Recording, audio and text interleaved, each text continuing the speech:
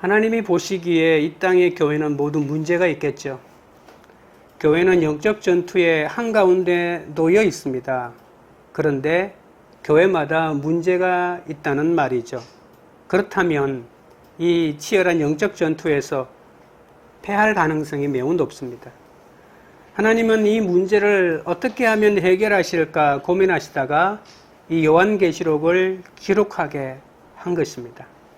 하나님은 교회가 영적 전투에서 승리할 수 있도록 메시지마다 이기는 자에게 주어지는 약속을 반복하죠. 왜 약속을 반복합니까? 그만큼 이겨야 된다는 간절함이 들어가 있는 것이겠죠. 사탄은 세상 나라 가치관으로 교회와 성도를 공격합니다. 사탄은 애굽을 이용하고 로마를 이용하고 또 바벨론을 이용하죠. 이 영적 전투는 이겨도 되고 져도 되고 하는 그런 전투가 아닙니다. 자칫 잘못하면 이 사탄의 집요함에 발목이 잡혀 영적 생명력은 끝장날 수도 있습니다. 그러면서도 끝으로는 나는 아무 상관이 없고 나는 잘 살고 있다고 착각하게 되는 거겠죠. 그러면 어떻게 하면 영적 전투에서 이기는 교회가 될 수 있을지 살펴보겠습니다. 첫째로 승리하는 교회의 비결은 예수 그리스도의 계시를 증언해야 합니다. 1절입니다.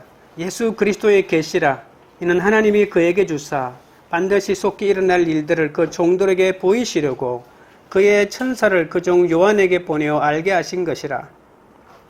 여러분, 이 1절은 되게 의미심장한 내용들을 담고 있습니다. 계시는 보통 묵시라고도 하죠. 그 뜻은 감추어져 있던 것을 드러낸다는 말입니다. 성경은 계시를 하나님의 나라가 최후의 나라가 임할 때 드러난다고 이렇게 말합니다. 그렇기 때문에 계시는 한 번에 다 드러나지 않고 조금씩 드러날 수밖에 없고 마지막 순간에 완전히 드러나게 되겠죠. 그러니까 구약 성경도 하나님의 나라를 조금씩 보여준 것이고 그것이 가장 극적으로 나타난 것이 바로 신약 성경이라고 볼 수 있겠습니다. 원래 계시의 주인은 하나님이십니다. 하나님만이 계시를 가지고 있고 하나님만이 계시를 사람에게 보여줄 수도 있고 안 보여줄 수도 있습니다.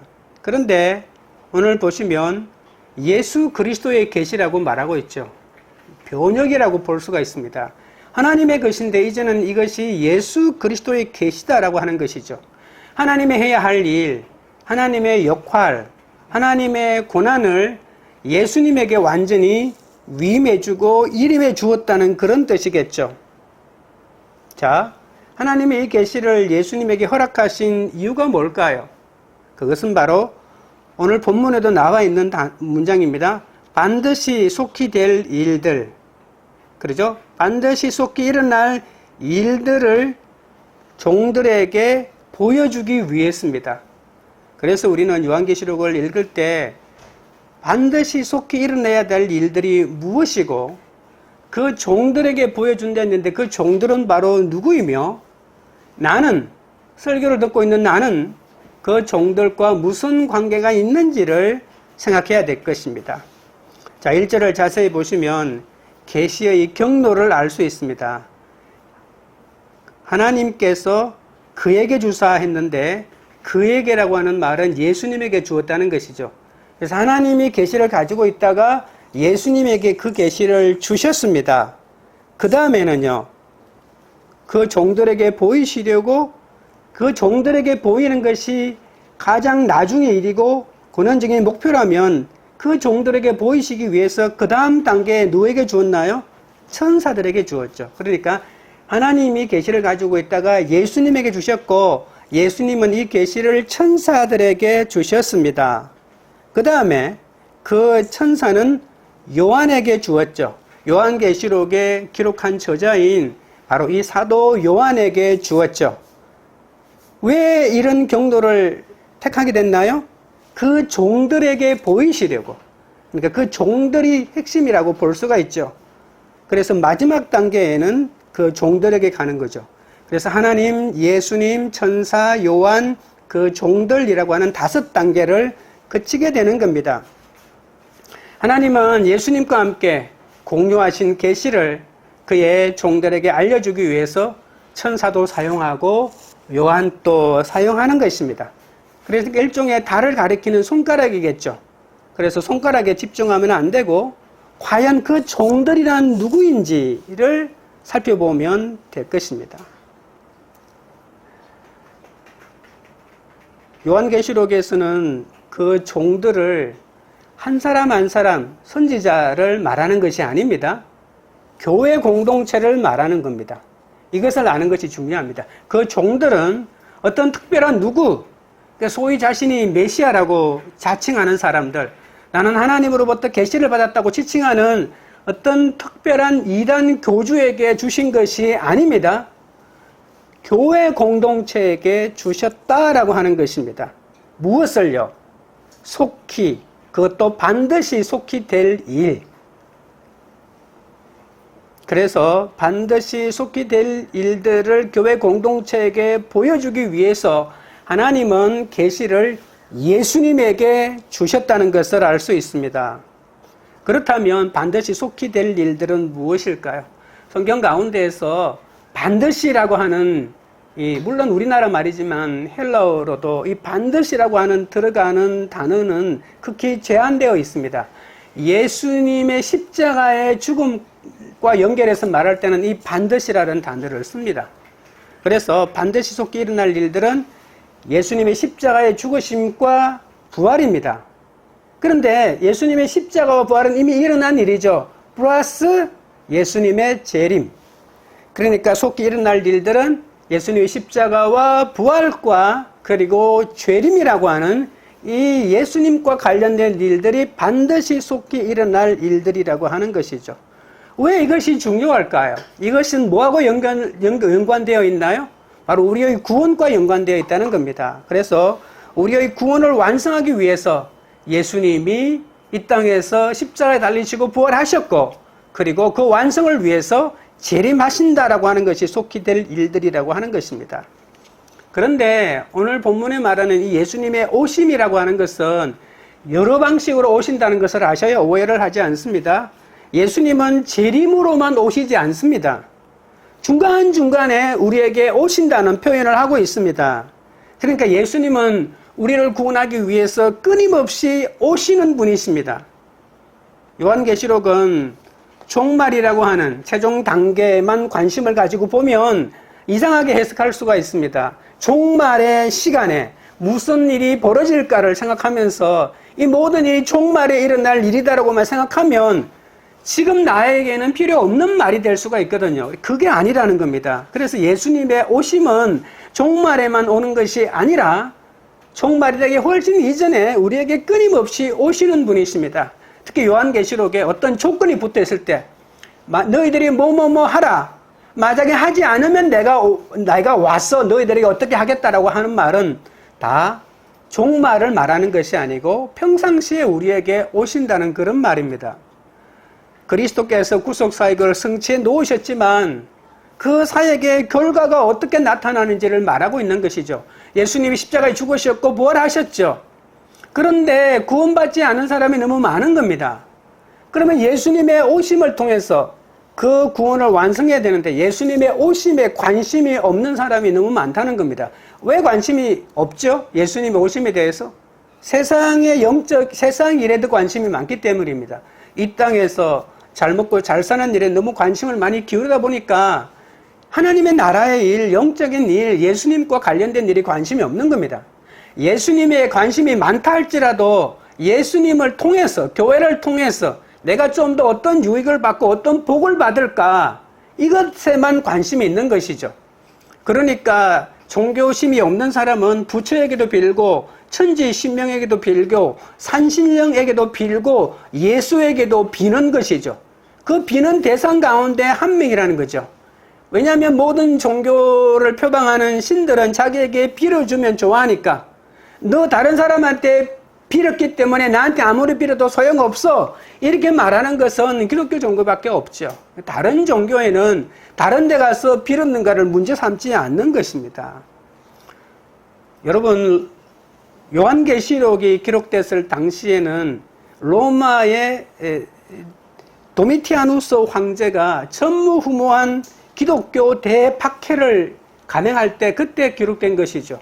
네로 이후에 네로보다도 무자비하게 기독교를 박해하고 기독교를 추종하는 사람들을 죽였던 사람이 바로 도미티아누스 황제거든요. 그래서 직접 표현하지 못하고 그림 언어, 상징으로 하나님의 뜻을 전달했던 것이죠. 그래서 숫자로 표현하거나 마치 그림을 연상하는 그런 언어를 사용해 가지고 어떤 전달하고자 하는 내용을 전달해 주는 것이죠.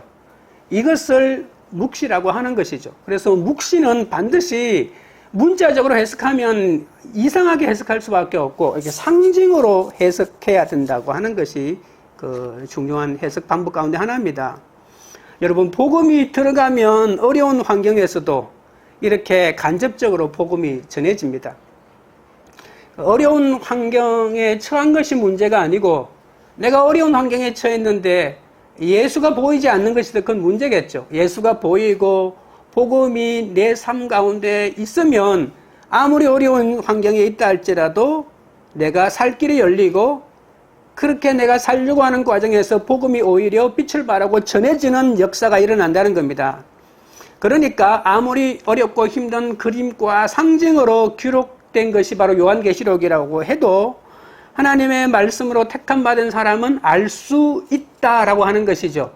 그 알 수 있다라고 하는 사람들이 모인 것이 바로 교회고, 그래서 교회가 이 요한계시록을 뭐로 써요? 정경으로.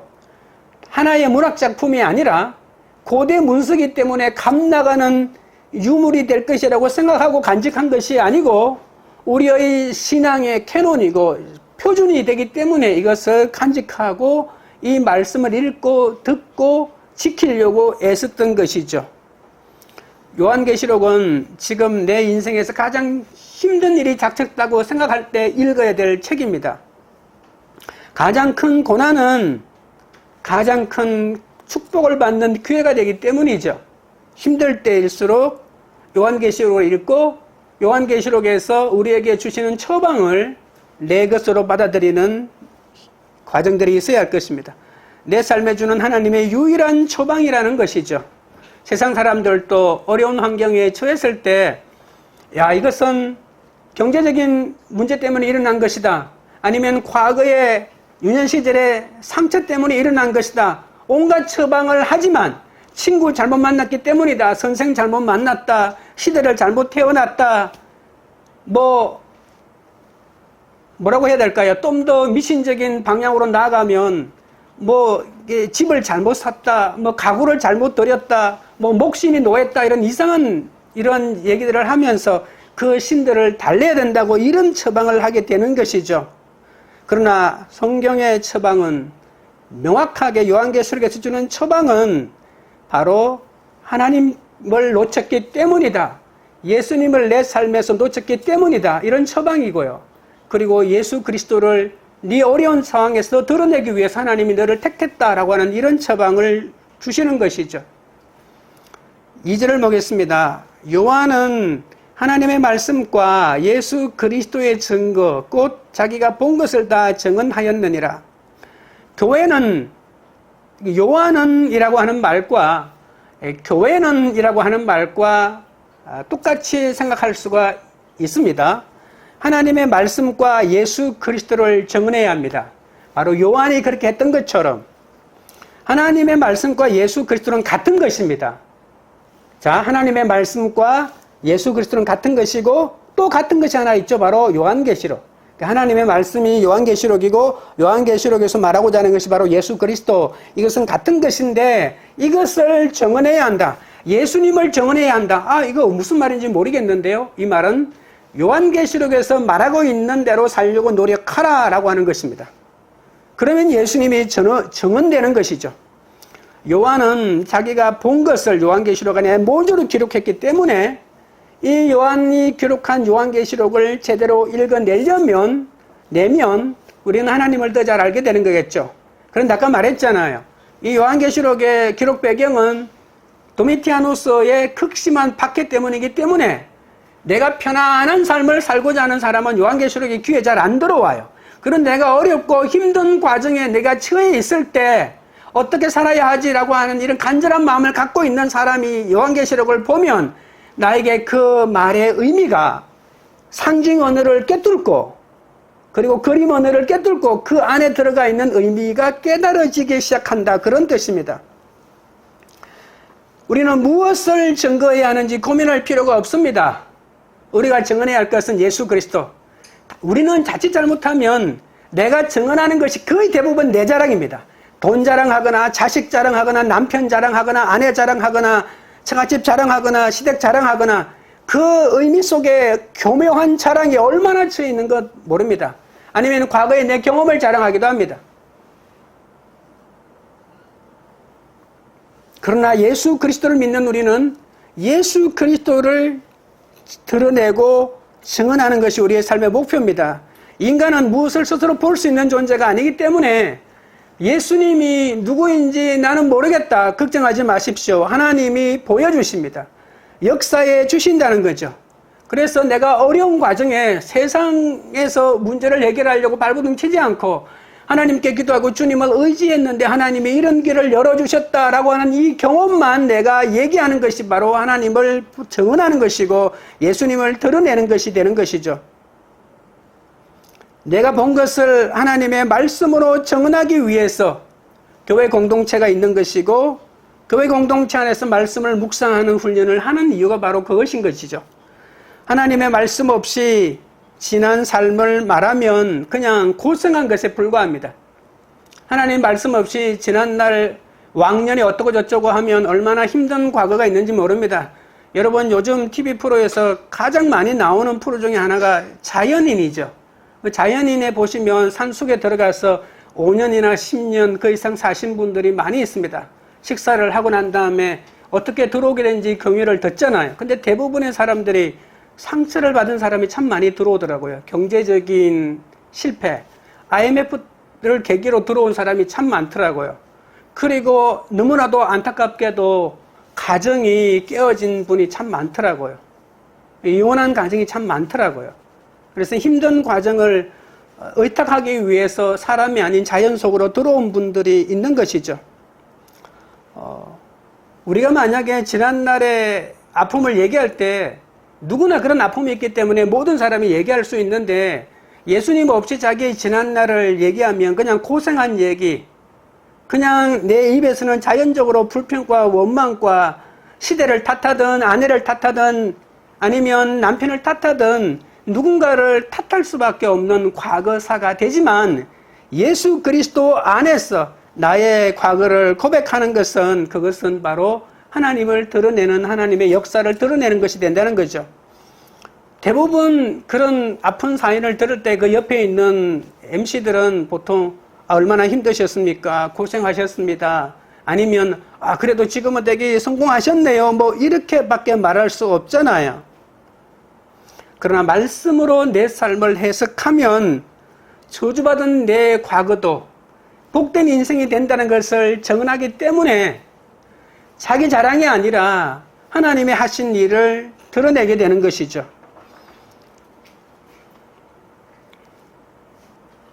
우리는 고난 속에서 예수님을 만날 확률이 많습니다.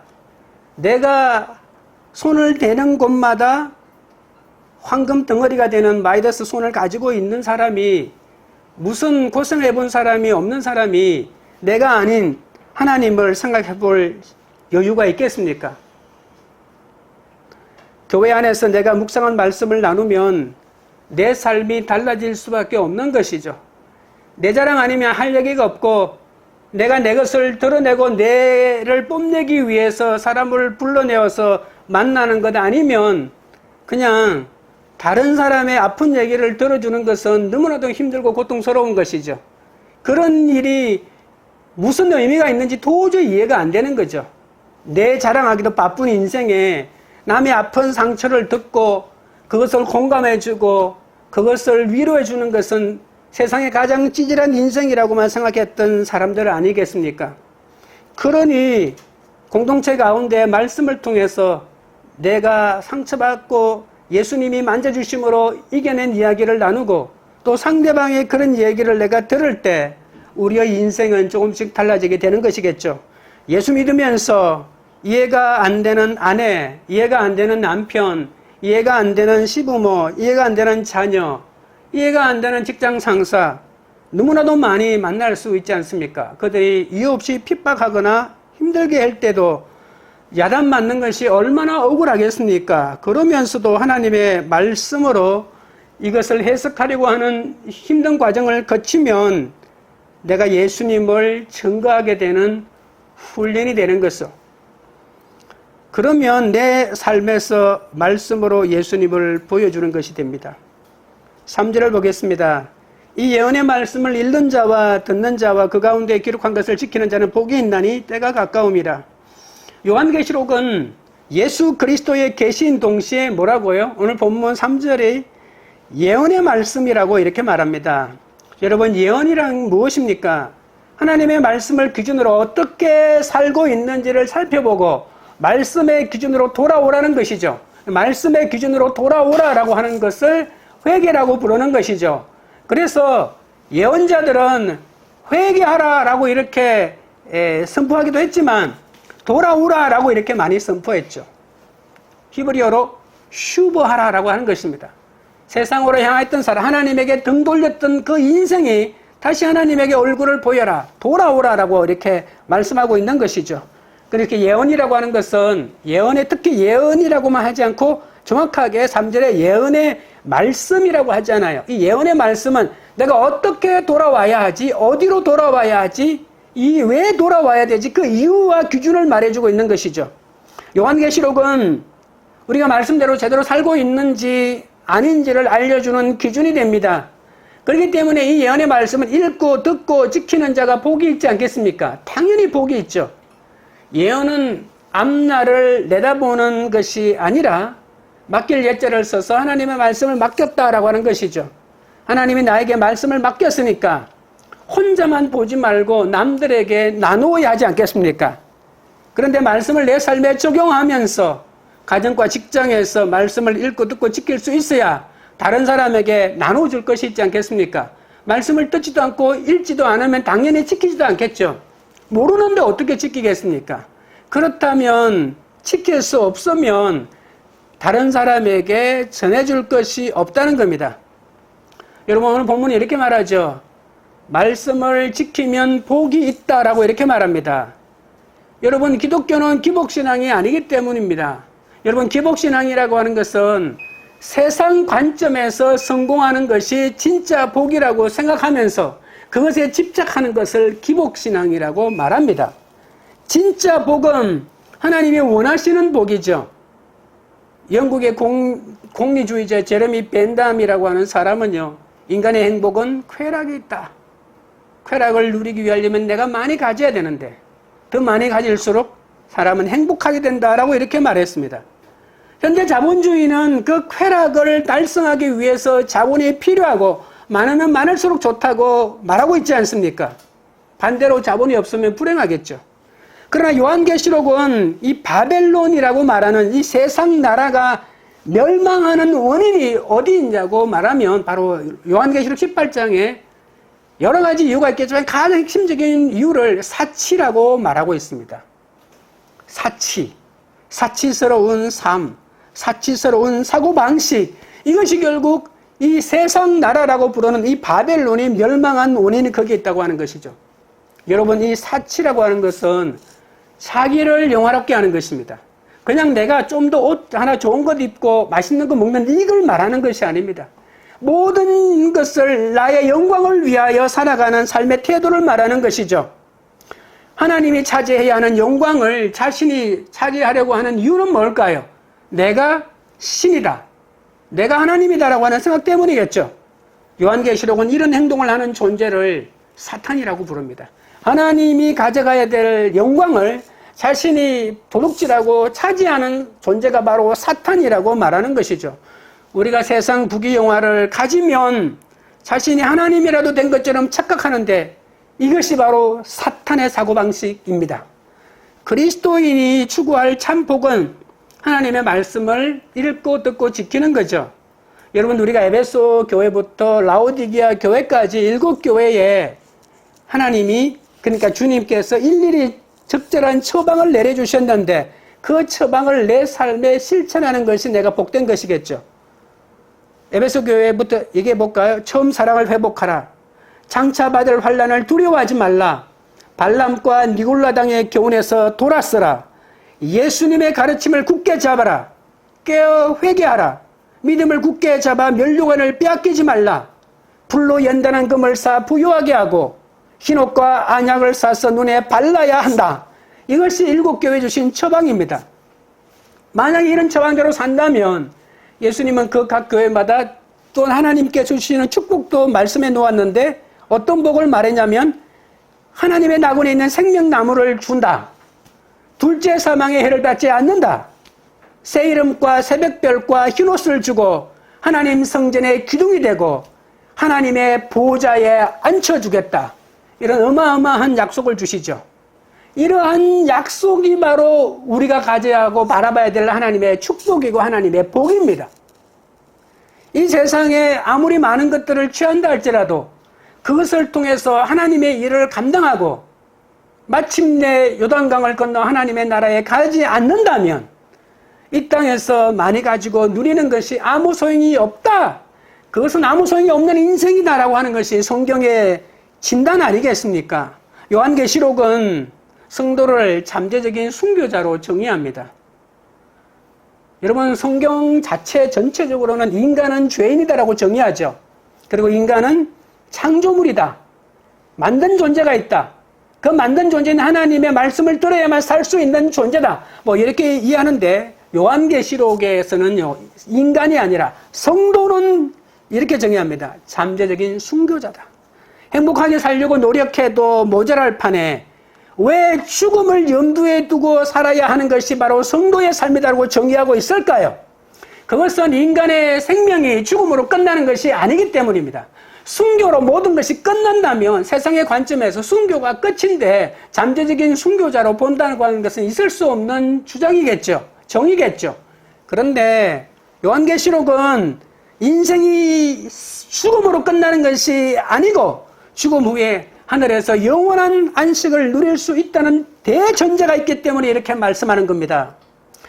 우리가 진정한 복 있는 자로 살아가려면 어떤 환경에서도 나에게 주시는 말씀을 읽고 듣고 적용하여 지키는 자에게는 엄청난 복이 있습니다. 그러면 내게 맡겨주신 말씀과 주신 복을 다른 사람들에게 나눌 수 있게 되는 것이죠. 적용 질문 드립니다. 날마다 내게 주시는 말씀을 읽고 듣고 지키고 있습니까? 하나님의 은혜를 가족과 이웃에게 전가하여 주신 복을 잘 나누고 있습니까? 둘째는 하나님의 도우심이 있어야 합니다.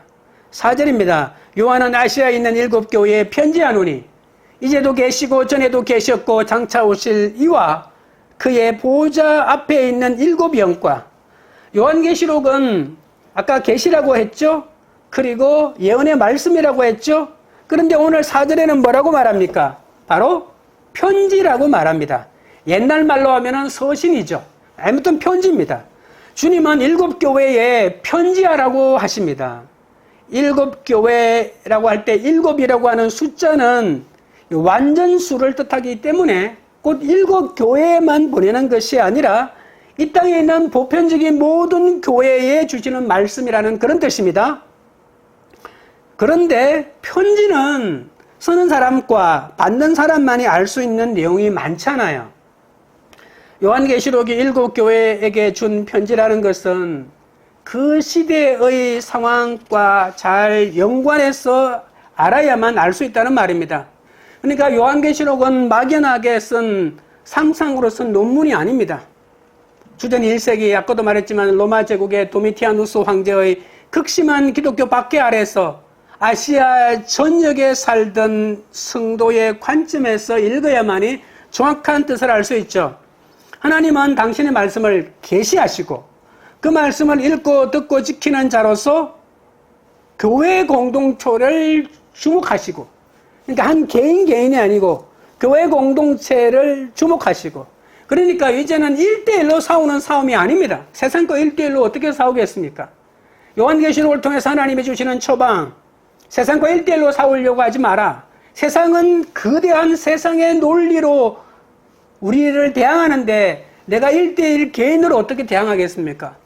교회라고 하는 이러한 조직 속에 교회의 일원으로서 저항해야 되는데, 근데 지금 교회를 생각하니까 백전백패할 가능성이 있다는 겁니다. 제가 그렇게 생각하는 것이 아니라 바로 예수님이 그렇게 생각한다는 겁니다.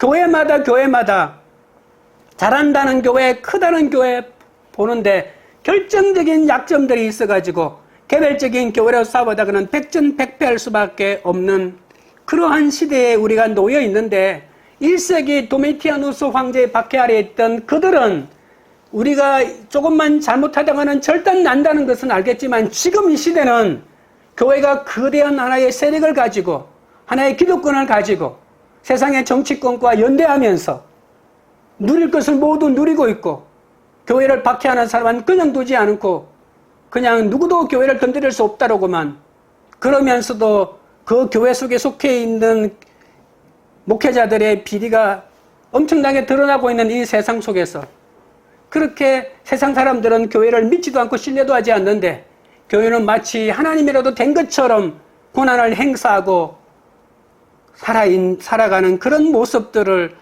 우리가 지금 보고 있지 않습니까? 하나님은 각각의 연대계적인 무서운 전쟁을 예언하는 것이 아니라 우리를 끝까지 구원해 하시라는 사랑의 척으로 요한계시록을 보여주는데, 가장 핵심적인 것인 교회가 변해야 한다, 교회가 제대로 서야 한다는 것인데, 그래야만 그 속에 속해 있는 개개인 성도들이 제대로 된 응전을 사탄에 대하여 할 수가 있는데, 그것을 보니까 참으로 안타깝다라고 하는 것이 뭔가 멀리 내다보는 사람들의 진단 아니겠습니까? 성부 하나님은 지금도 계시고 전에도 계셨고 또 앞으로 오실 분이라고 하는 사실을 오늘 정확하게 말하고 있습니다. 하나님은 단순히 한 곳에 가만 계시는 분이 아니죠. 하늘에 보좌를 두고 머물러 계신 분이 아닙니다. 우리가 구약 성경을 볼 때 이 성전의 발전사를 우리가 볼 수 있습니다. 성전요. 옛날에는 성소라고 불렀죠. 성소 이전에는 성막이라고 불렀어요. 성막이라고 부르고 성소라고 부르고 성전이라고 부르고, 우리는 성전이 가장 발전된 단계라고 보지만 천만의 말씀 거꾸로입니다. 성전은 왕이, 지배자가 성전을 기가 막히게 지어놓고 그곳에 하나님의 계시다고 말하고 그곳에서 제사를 드리게 합니다. 그러면 하나님은 그곳에서 움직일 수 없는 분이 되는 거죠. 그래서 영적인 의미로 봤을 때 성막이 가장 차원 높은 것입니다. 성막은 누구도 가둘 수 없습니다. 하나님이 구름이 올라가면 성막은 움직여야 되고요, 구름이 내려오면 성막은 머물러야 합니다. 하나님의 의지로 나아가고 멈추고 뒤로 가고 다 하는 것이죠. 그래서 엄밀하게 봤을 때 하나님은 한 곳에 가두어둘 수 있는 분이 아닙니다. 우리는 착각합니다. 하나님은 영원히 한 곳에 머물러 계신 분이시라고만 생각하는데 그렇지 않습니다. 역동적으로 역사의 한가운데로 들어오셔서 창조의 사역을 완성하는 분이십니다. 여러분, 하나님의 창조는 아직도 끝나지 않았습니다. 우리에게 맡겼었다는 주장도 있고, 하나의 우주의 원리를 주입하시고 하나님이 손대지 않는다고 주장하는 사람도 있지만, 그러나 하나님은 이 땅, 하나님이 만드신 이 우주를 섭리하시고 다스리십니다. 그것을 예정이라고 하고 그것을 하나님께서 작정하셨다라고 이렇게 말하는 것이거든요. 인간의 구원을 하고 관련됐을 때는 예정이라고 부르고, 모든 자연 만물을 움직이는 것은 하나님의 작정이라고 말하는 것이죠. 하나님의 예정과 하나님의 작정을 포함한 하나님의 섭리는 오늘 또 이 땅에서 역사 가운데서 이루어지고 진행되고 있다는 사실을 우리가 알아야 합니다. 하나님은 영원한 복을 가지고 내가 살고 있는 이 시대로 끊임없이 오시는 분이십니다. 성령 하나님은 그분의 보좌 앞에 계신 일곱 영이라고 말하고 있죠. 일곱 영 말입니다. 이게 스가랴 4장에 보면 성령을 일곱 영이라고 부르는 거죠. 일곱 영은 특별한 영이 아니고 그냥 성령을 일곱 영이라고 부르고 있는 것인데, 특히 스가랴를 이해하면 온 세상에 보내심을 입은 두 정인의 사역을 하는 사람을, 성령을 바로 일곱 영 성령이라고 부르는 것이죠. 이 7영은 온 세상에 보내심을 입어서 하나님의 사역을 감당합니다. 7역 성령은 창조주 하나님과 예수님의 승리를 가장 효과적으로 드러내시는 성령의 역사를 하시는 것이죠. 5절입니다. 또 충성된 정인으로 죽은 자들 가운데서 먼저 나시고 땅의 임금들의 머리가 되신 예수 그리스도로 말미암아 은혜와 평강이 너희에게 있기를 원하노라. 우리를 사랑하사 그의 피로 우리 죄에서 우리를 해방하시고, 아까는 하나님에 대하여 말했죠. 끊임없이 오시는 분이라고 말했다면 이 5절은 예수님에 대하여 설명합니다. 예수님은 첫째로 성실한 정인이다라고 말합니다. 그리고 세상의 임금들을 지배하시는 분이시고 부활하사 죽음을 이기신 분이라고 말합니다. 예수님은 십자가에 못 박혀 죽기까지 충성스럽게 그 일을 담당하셨죠. 여러분, 예수님이 왜 신실한 충성된 사람이냐면 하나님이 자신에게 맡기신 일이 있습니다. 그것이 자기가 죽기까지 충성했죠. 순종했죠. 복종했죠. 십자가에 달리는 것은 하나님이 얼마나 충실하신, 신실하신, 충성스러운 분이심을 드러내는 것이죠. 그래서 십자가에 죽으시면 우리를 위해서 피를 흘린 것도 되겠지만 하나님의 입장에서는 예수야말로 나의 유일한 종이다. 너무나도 충성스럽고 신실한 종이다. 이렇게 인정을 받게 되는 것이고, 그래서 하나님이 예수님을 부활시켜 주셨고, 여러분, 성경에 예수님이 부활은 항상 수동태입니다. 예수님의 힘으로 부활한 것이 아니고 하나님이 부활시켜 주셨고, 그리고 땅의 임금들의 머리, 모든 땅을 다스리는 통치자로 하나님이 세워주셨다라고 하는 것입니다. 이 예수님이 우리 삶 가운데 오기 때문에 은혜와 평강이 우리 가운데 임하는 것이죠. 우리가 은혜와 평강을 누리게 되는 이유는 오직 이 예수님 때문임을 고백해야 합니다. 죽은 자 가운데서 부활하셔서 우리 죄를 해방하셨고 영원한 이 땅의 통치자이기 때문에, 그런데 우리가 영적인 능한이 열리지 않으면 이 땅의 통치자는 세상 바벨론, 세상 로마라고 생각합니다. 영적으로 보면 그 로마와 바벨론을 통치하고 있는 권한적인 존재가 바로 예수님인데, 우리는 그걸 모르기 때문에 이 땅에 밑에 있는 바벨론의 세상 통치자에게 머리를 숙이는데 여념이 없지 않습니까? 세상에서 당하는 우리의 고난은 잠깐이지만 하나님은 우리와 영원히 함께 하십니다. 교회는 삼위일체 하나님의 도우심으로 예수 그리스도의 충성된 정인의 본을 우리가 따라가야 합니다. 예수님은 우리의 모델입니다. 예수님은 죄값을 사하시고 사탄의 머리를 박살내시고 자기 몸을 제물로 드리시고 영원히 승리하신 분이시기도 하지만, 예수님은 바로 우리의 모델이라고 하는 사실입니다. 우리가 예수의 제자라면 예수님이 사신 삶을 따라가야 할 것이지 않았습니까?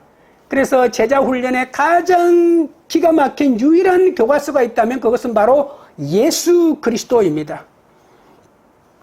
교회가 선포하는 전거로 인해서 세상 모든 나라가 왕이 되신 예수 그리스도 앞에 굴복해야 할 것입니다. 그리고 이 땅의 모든 사람이 그리스도의 부활에 참여함으로써 결국은 사망을 이기게 되죠. 6절입니다.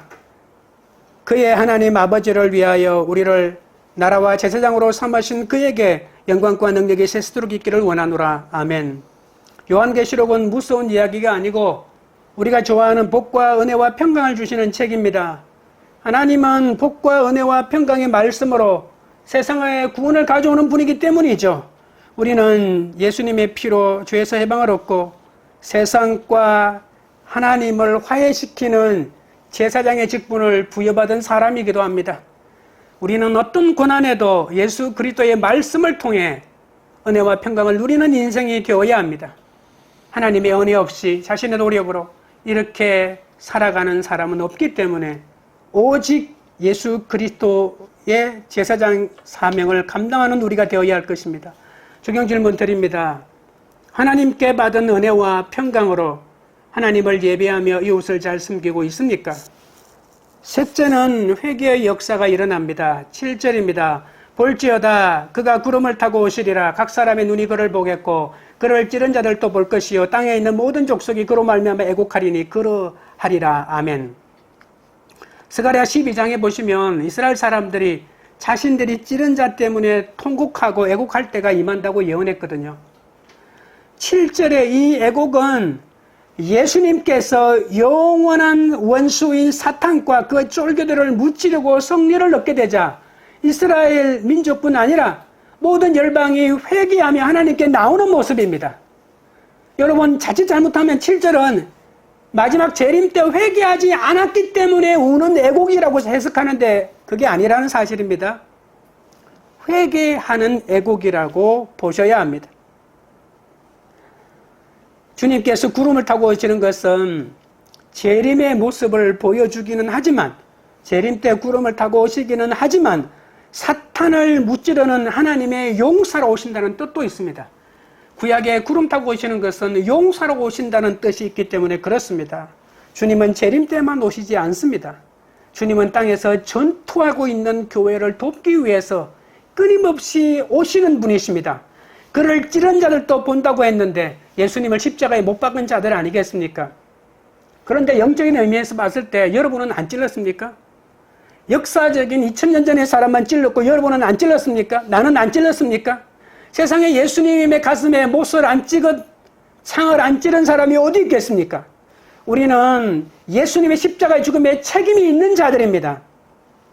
예수님은 내 죄를 위해서 십자가 달리지 않았습니까? 구원을 얻는 길은 예수님을 믿는 것밖에 없습니다. 심판의 날이 다가올 때까지 예수님을 믿지 않으면 결국 지옥으로 가고 말겠죠. 그때는 아무리 울어도 늦습니다. 그러니 우리는 그들의 구원을 위해서 지금 애통하며 울어야 합니다. 그들이 애통하는 것은 쉽지 않기 때문에 그들을 불쌍히 여기는 가족이나 이웃이나 먼저 깨달은 사람이 그들을 대신하여 울어줘야, 그들이 울 때까지 울어주고 그들이 애곡할 때까지 애곡해 줘야 되지 않겠습니까? 하나님을 무시하고 예수님을 무시하고 세상을 택하여 따라가면 반드시 통곡할 날밖에 없다. 그날이 되기 전에 먼저 통곡하라. 이것이 우리가 정언해야 될 내용 아니겠습니까? 마지막 8절입니다. 주 하나님이 이르시되 나는 알파와 오메가라. 이제도 있고 전에도 있었고 장차 올 자요 전능한 자라 하시더라. 하나님은 시작과 끝이십니다. 하나님께서 시작하셨으니 하나님이 끝내실 것입니다. 이것을 보고 목적론적 역사관이라고 합니다. 하나님은 우리의 모든 삶을 인도하십니다.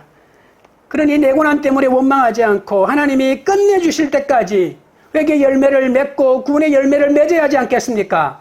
예수 그리스도의 계시가 들어온 사람은 어떤 환경에도 승리하게 된다는 겁니다. 교회는 그리스도 안에서 부름받은 하나님의 백성입니다. 교회는 예수님이 부활하신 다음에 예수를 하나님의 아들이며 그리스도로 고백하는 사람들이 나타나면서 시작된 하나의 모임이죠. 교회는 하나님의 나라라고 말할 수 있지만 하나님의 통치가 완전히 이루어진 곳이 아닙니다. 교회는 아직도 영원한 도성을 향해 순례의 길을 가고 있는 공동체에 불과합니다. 그럼 이런 불완전한 교회가 꼭 존재할 이유가 있습니까? 오카노 목사님은 평신도를 깨운다라는 책에서 교회의 존재 이유 3가지를 말합니다. 교회는 하나님을 예배하는 공동체이기 때문에 있어야 한다. 둘째는 교회는 세상을 구원하는 전도 공동체이다. 교회는 그리스도의 증인으로 부름받아 다시 세상으로 보냄을 받아 땅끝까지 복음을 전해야 하는 모임이다라고 말하고 있습니다. 셋째는 교회는 성도를 양육하고 훈련하기 위해서 존재한다고 말합니다. 하나님의 자녀들이 성숙한 신앙인으로 목표를 이룰 때까지 예수님을 닮은 때까지 끊임없이 양육하고 훈련해야죠. 훈련해서 뭐 하는데요? 훈련해서 또 열방으로 보내야 되겠죠. 성도를 온전한 제도로 만들기 위해서 주님은 우리에게 3가지를 주셨습니다. 첫째는 가르치는 교사인 교육자를 주셨고, 또 가르치는 내용으로 성경 말씀을 주셨고, 또 가르치는 방법으로 탁월한 모델을 1대1 한 사람 한 사람에게 말씀을 전하고 가르치는 그 방법을 우리에게 허락하셨습니다. 그 방법의 핵심 모델은 바로 예수님이죠. 교회가 예배를 지나치게 강조하면 세상에 대한 책임을 잃어버립니다. 교회가 예배만 중시하고 세상에 복음 전할 책임이 없다면 큰일 나지 않겠습니까? 선교는 선교사와 특정한 소수만 하는 것이라면 평신도는 자기 중심적인 욕구를 채우기 위해서 교회에 나오는 무능한 존재에 불과할 것입니다. 예배는 있으나 증거는 없고, 교육은 있으나 이 세상에서 하나님의 뜻을 이루기 위한 소명자로 살아가도록 만드는 책임 있는 훈련이 없다면 어찌 교회라고 할 수 있겠습니까? 요한계시록에서 말하는 교회는 이 땅에서 전투하는 교회인 동시에 하늘에서 영원한 승리를 얻은 교회입니다. 지상교회는 많은 문제를 갖고 있지만 그 문제와 씨름하여 해결하도록 교회 주인이신 예수님이 끊임없이 회개하고 고치라고 말씀을 주시고 요구하고 계십니다. 요한계시록은 이런 문제투성이 교회가 회복하도록 놀라운 처방을 계속해서 우리 가운데 허락하고 계시죠. 우리 교회도 지금은 부족하기 짝이 없지만 요한계시록의 진단으로 올바로 처방받고 적용한다면 사명을 감당하는 능력 있는 교회가 될 것입니다. 적용 질문 드립니다. 구원을 위해 내 일처럼 여기며 통곡하고 애통해야 할 사람은 누구입니까? 말씀을 맺겠습니다. 교회는 예수 그리스도의 계시로 이깁니다. 교회는 쉼없는 영적 전투에서 삼위일체 하나님의 도우심으로 이기게 됩니다. 교회는 주님이 주신 사명을 다할 때 회개의 열매를 거둠으로 완전히 이기게 됩니다. 비록 완전한 승리를 얻기까지 애곡과 통곡의 시기를 거쳐야 되겠지만 역사의 주권자 되시는 알파와 오메가 되시는 전능하신 하나님의 능력으로 반드시 승리하게 될 것입니다. 찬양 드리고 기도하겠습니다.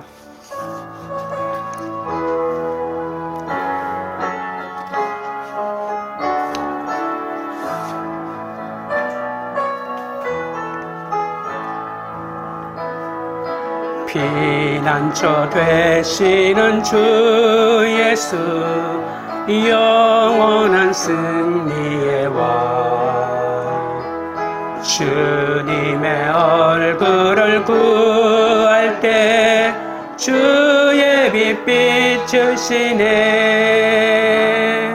전쟁은 주님께 속했네. 승리는 우리의 것. 예수의 이름을 높이며 영원히 찬양하리. 주님의 임재에 온 땅은 들리고 우리 기도에 하늘 문 여시네. 온 민족과 열방 주께 경배해. 영원히 보좌에 계신 왕께 피난처 되시는 주 예수, 영원한 승리의 왕, 주님의 얼굴을 구할 때 주의 빛 비추시네. 전쟁은 주님께 속했네. 승리는 우리의 것. 예수의 이름을 높이며 영원히 찬양하리. 주님의 임재에 온 땅은 들리고 우리 기도에 하늘 문 여시네. 온 민족과 열방 주께 경배해. 영원히 보좌에 계신 왕께 주님의 임재에 온 땅은 들리고 우리 기도에 하늘 문 여시네. 온 민족과 열방 주께 경배해. 영원히 보좌에 계신 왕께. 하나님 어린 양께, 하나님 어린 양께. 여러분 기도하실 때 날마다 내게 주시는 말씀을 읽고 듣고 지킴으로 땅의 복이 아닌 주님의 복을 누리게 해달라고 기도합니다. 부족하지만 내 인생을 여기까지 인도하신 하나님의 은혜와 평강을 감사하며 하나님을 예배하며 이웃을 섬기는 삶을 살게 해달라고, 구원을 위해 내일처럼 여기며 통곡하고 애통해야 할 사람을 찾아가게 해달라고, 이제는 나의 안위를 위하여 교회를 섬기는 것이 아니라 이 땅에 죽어가는 사람들을 살리기 위하여 열방의 복음을 전하는 교회, 선교하는 교회가 되게 해달라고 우리 주의 세 번 부른 다음에 기도하며 나아가겠습니다. 주여, 주여, 주여.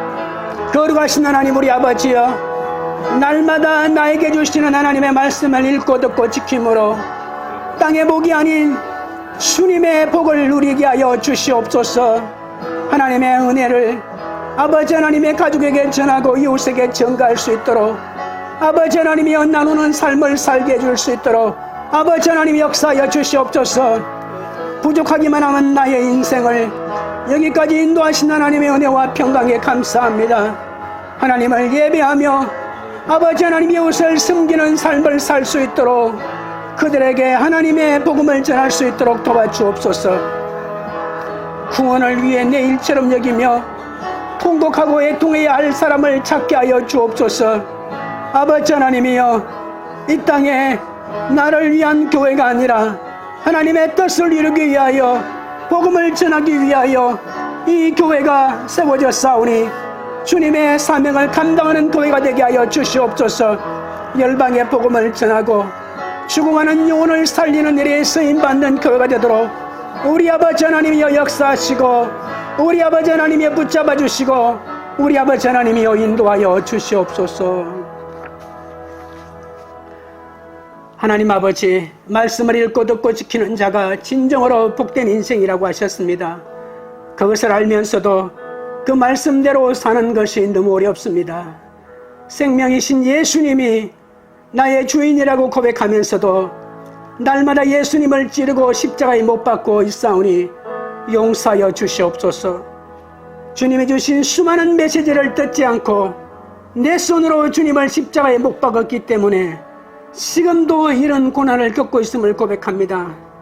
그러나 하나님이 주신 예수 그리스도의 계시가, 하나님의 말씀이 이 고난 가운데 나에게 있음을 믿습니다.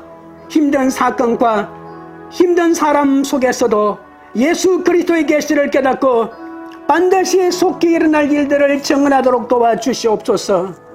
우리를 위해 도우시는 삼위일체 하나님의 도우심을 믿고 망하는 사건이 와도 두려워하지 않게 하여 주옵소서. 우리의 고난은 하나님께서 시작하셨으니 하나님께서 끝내실 것을 믿습니다. 우리가 주의 일을 하며 사명을 감당할 때 우리의 고난이 끝날 것입니다. 이제 고난을 부끄러워하지 않고 내 고난 때문에 통곡하지 않고 가족과 이웃과 열방의 구원을 위하여 통곡하는 그런 믿음의 사람이 되게 하여 주시옵소서. 광교우리들 교회가 말씀을 읽고 듣고 지킴으로 천국을 보여주는 공동체가 되게 하옵소서. 회개와 속죄의 구원 확신으로 감추어진 하나님의 사랑을 잘 깨닫는 공동체가 되게 하옵소서. 우리 교회가 작은 걸음을 내딛지만 열방을 향한 멈추지 않는 걸음이 되게 하시고 죽어가는 영혼을 살리는 구원의 걸음이 되게 하여 주시옵소서. 주님만을 따라가는 한 걸음 한 걸음을 내딛는 그런 교회가 되도록 역사하여 주시옵소서. 예수 그리스도 이름으로 기도드리옵나이다. 아멘.